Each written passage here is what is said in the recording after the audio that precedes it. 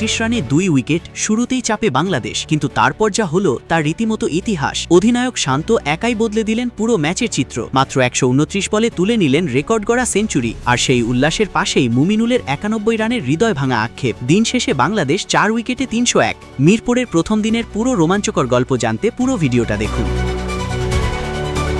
মিরপুরের শেরেবাংলা স্টেডিয়ামে বাংলাদেশ পাকিস্তান টেস্টের প্রথম দিনটা ছিল আবেগ, রেকর্ড আর আক্ষেপের এক অদ্ভুত মিশেল। দিনের শুরুতে চাপ, মাঝে উল্লাস, শেষে হতাশা। সব মিলিয়ে প্রথম দিনটা নিজেদের নামে লিখেছে টাইগাররা। দিন শেষে স্কোরবোর্ডে ৪ উইকেটে ৩০১ রান। টস জিতে বাংলাদেশকে ব্যাটিংয়ে পাঠান পাকিস্তান অধিনায়ক শান মাসুদ, আর শুরুটা হয় দুঃস্বপ্নের মতো। মাত্র ১৯ বলে ৮ রান করে সাজঘরে ফেরেন ওপেনার মাহমুদুল হাসান জয়। তাকে আউট করে বিশেষ এক মাইলফলক ছুঁলেন শাহিন শাহ আফ্রিদি। বিশ্ব টেস্ট চ্যাম্পিয়নশিপে প্রথম পাকিস্তানি বোলার হিসেবে ১০০ উইকেটের মালিক হলেন এই পেসার। এরপর হাসান আলীর বলে ক্যাচ দিয়ে ফেরেন আরেক ওপেনার সাদমান ইসলামও। মাত্র ৩১ রানে ২ ওপেনারকে হারিয়ে গভীর চাপে পড়ে যায় বাংলাদেশ। কিন্তু ঠিক এই মুহূর্তেই সামনে এগিয়ে এলেন অধিনায়ক নাজমুল হোসেন শান্ত। মুমিনুল হককে সঙ্গে নিয়ে পাকিস্তানি বোলারদের রীতিমতো শাসন করতে শুরু করলেন। দুজন মিলে গড়লেন ১৭০ রানের দুর্দান্ত জুটি। শান্তর ব্যাটিং ছিল রীতিমতো বিধ্বংসী। মাত্র ১২৯ বলে তুলে নিলেন টেস্ট ক্যারিয়ারের নবম সেঞ্চুরি।